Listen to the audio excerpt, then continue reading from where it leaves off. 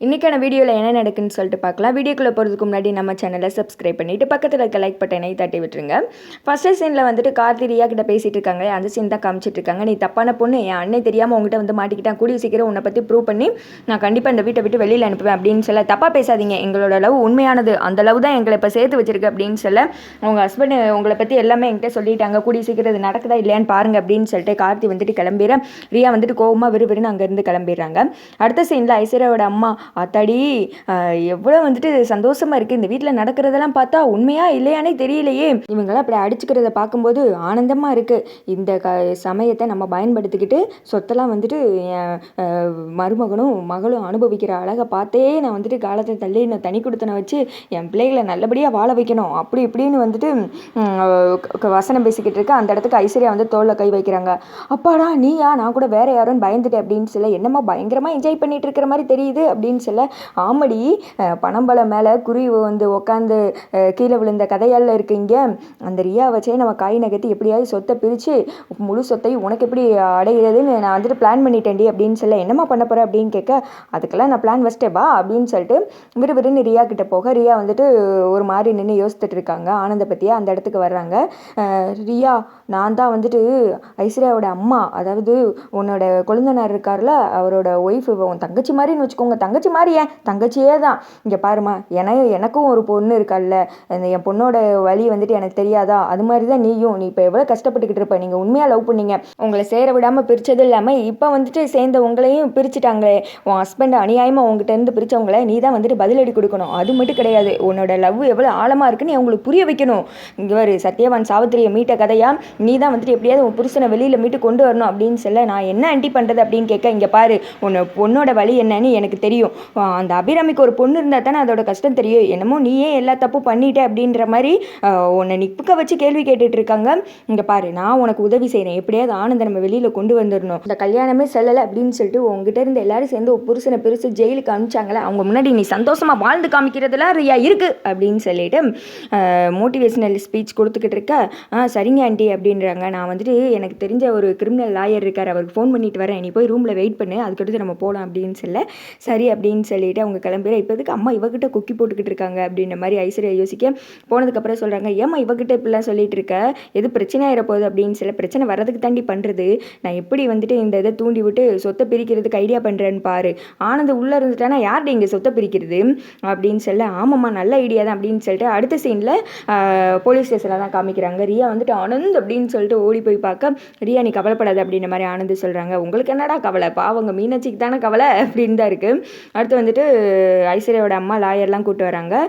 நாங்கள் இவரை ஜாமீனில் எடுக்க வந்திருக்கோம் அப்படின்னு சொல்ல, அதெல்லாம் கிடையாது, நாங்கள் கோர்ட்டில் சப்மிட் பண்ணிக்கிறோம், அங்கே பார்த்துக்கோங்க அப்படின்னு சொல்ல, நான் கோர்ட்லேயும் வந்துட்டு சைன் வாங்கிட்டே இதை பாருங்க அப்படின்னு சொல்லிட்டு பேப்பர் கொடுக்க, சரி நீங்கள் எதுக்கு வந்துட்டு கம்ப்ளைண்ட் கொடுத்தாங்கல்ல அவங்ககிட்ட பேசிக்கோங்க, அவங்க சொன்னாங்கன்னா மறுபடியும் தூக்கி நாங்கள் வந்துட்டு உள்ளே தான் வைப்போம், அவங்ககிட்ட பேசி வந்துட்டு ஏதாவது சரி பண்ணிக்கோங்க அப்படின்னு சொல்ல, இது குடும்ப பிரச்சனை மேடம், நாங்களே பேசிக்கிறோம் அப்படின்னு சொல்லிட்டு வக்கீல் வெளில கூட்டு போகிறாங்க. அதான் ரொம்ப தேங்க்ஸ் தான் அப்படின்னு சொல்ல, எதுக்கு தேங்க்ஸ், பாவம் ரியா கஷ்டப்பட்டா அதனால தான் இவ்வளோ தூரம் வந்தோம் அப்படின்னு சொல்லிட்டு வெளியில் வந்துட்டு கூட்டு போகிறாங்க. நீங்களே என் மாப்பிள்ளை மாதிரி தான் அப்படின்னு சொல்லிட்டு நல்லா ஐஸ் வைக்க, வெளியில் வந்ததும் இங்கே பாருங்கள் மாப்பிள்ளை, அப்படி என்ன பெரிய தப்பு நீங்கள் பண்ணிட்டீங்க, ஆசைப்பட்ட பொண்ணை கல்யாணம் முடிச்சுக்கிட்டீங்க, அதுக்காக வீட்டில் எல்லாரும் உங்களை இப்படி பண்ணுவாங்களா, நீங்கள் அரெஸ்ட் பண்ணிட்டு வந்தப்போ யாராவது உங்கள் மேலே ஒரு துளி கவலைப்பட்டாங்களான்னு பாருங்களேன், உங்கள் குடும்பமே இப்படி தான் அப்படின்னு சொல்லிட்டு ஐஸ்வர்யா அம்மா ஏற்றி விட்டுக்கிட்டு இருக்கா. ஆமானது இவங்க தான் வந்துட்டு ஹெல்ப் பண்ணாங்க அப்படின்னு சொல்லிட்டு ரியா சொல்கிறாங்க.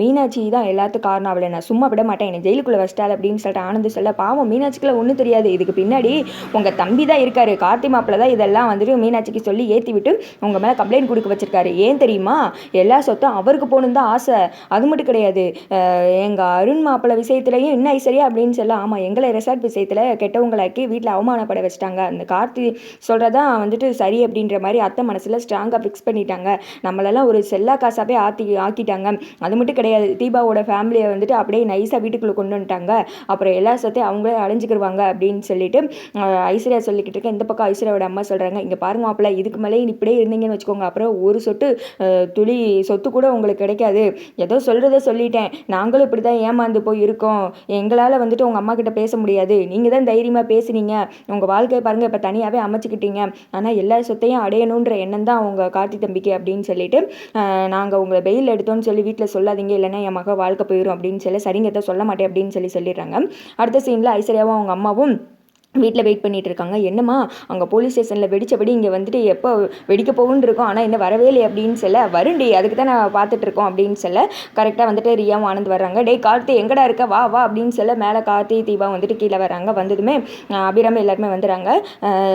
எனக்கு இந்த குடும்பத்துக்கு இனிமேல் ஒரு சம்மந்தம் கிடையாது, என்னை போலீஸ் அரெஸ்ட் பண்ணிட்டு போகும்போது எல்லாம் பார்த்துட்டு தானே இருந்தீங்க, நான் வந்துட்டு இனிமேல் இந்த வீட்டில் இருக்க மாட்டேன், எனக்கு சேர வேண்டிய சொத்தை பிரித்து கொடுங்க, நானும் இந்த வீட்டில் ஒருத்தன் தானே, அவங்களோட மூத்த பையன் நான் தானே, எனக்கு சார்பாக நாளைக்கு வக்கீல் வருவாங்க, சொத்தை பிரித்து கொடுத்துருங்க, அப்படி இல்லாட்டி இந்த வீட்டு மேலே கேஸ் போடுவேன், கோர்ட்டுக்கு இழுப்பேன், அப்புறமேட்டு நான் சொத்தை பிரித்து வாங்கிடுவேன், இதுதான் நான் உங்களுக்கு கொடுக்குற கடைசி வார்னிங் அப்படின்னு சொல்ல, டே என்னடா என்னமோ நாங்கள் தப்பு பண்ண மாதிரி வந்து குதிச்சுட்டு இருக்க, தப்பு பண்ணதெல்லாம் நீ தானே அப்படின்னு சொல்ல, மறுபடியும் நான் தப்பு பண்ணேன்னு சொல்லிட்டு என்னை பிரெயின் வாஷ் பண்ணேன், நான் வந்துட்டு சரியாக தான் பண்ணியிருக்கேன் அப்படின்னு சொல்ல, நாங்கள் ஒன்றும் உன்னை பிரெயின் வாஷ் பண்ணலை, பண்ணுறவங்க தான் பண்ணுறாங்க அப்படின்னு சொல்லிட்டு கார்த்தி சொல்ல, யாரை சொல்கிறீங்க அப்படின்னு கேட்க, பிறகு உங்களை தான், நான் என்ன அப்படி பெரிய தப்பு பண்ணிட்டேன், கொலை குத்தமாக பண்ணேன் அப்படின்னு சொல்ல, கொலை குத்தம் பண்ணுறது மட்டும் தப்பு கிடையாதுமா, அப்படி அடுத்தவங்க குடும்பத்தில் பிரச்சனை உண்டாக்குறதும் கொலைக்கு மேலே தான் அப்படின்னு சொல்லிட்டு கார்த்தியோட அப்பா சொல்கிறாங்க. கார்த்தி ஆனந்த் முன்னாடியே என்னை எப்படிலாம் பேசுகிறாங்க அப்படின்னு சொல்லிட்டு, இங்கே பாருங்க நான் வந்துட்டு சொன்னது நடக்கத்தான் செய்யும், என்னை இங்கேருந்து பிடிச்சி போகும்போது நீங்கள் யாருமே ஒரு வார்த்தை கூட பேசவே இல்லை, அப்போ அந்த அளவுக்கு வந்துட்டு அவள் உங்களுக்கு முக்கியமாக போயிட்டா, அப்படிப்பட்ட நீங்கள் எனக்கு தேவையே கிடையாது, என் லைஃப்பில் இனிமேல் நீங்கள் யாருமே கிடையாது அப்படின்னு சொல்ல, அந்த பக்கம் ஐஸ்வர்யாவும் அவங்க அம்மாவும்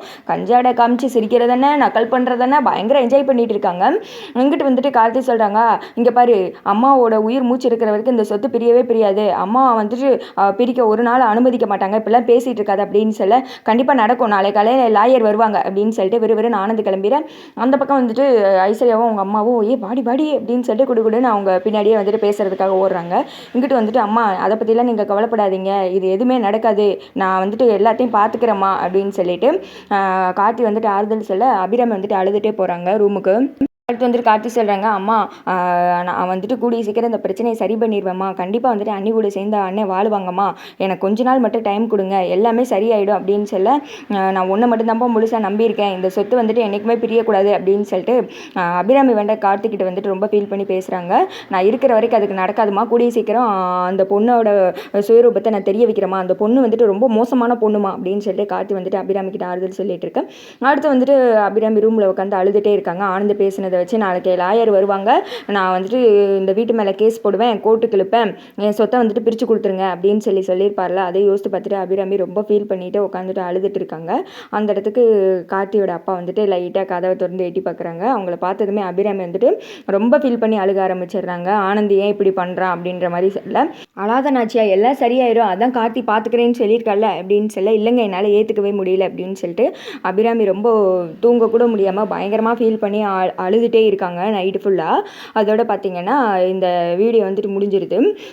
அந்த ஐஸ்வர்யாவோட அம்மாவை அன்னைக்கே வீட்டை விட்டு துரத்திருந்தா இவ்வளோ பிரச்சனை வந்திருக்காது தான் இருக்குது. சரி நாளைக்கு எபிசோடு எப்படி நடக்குன்னு சொல்லிட்டு பார்க்கலாம்.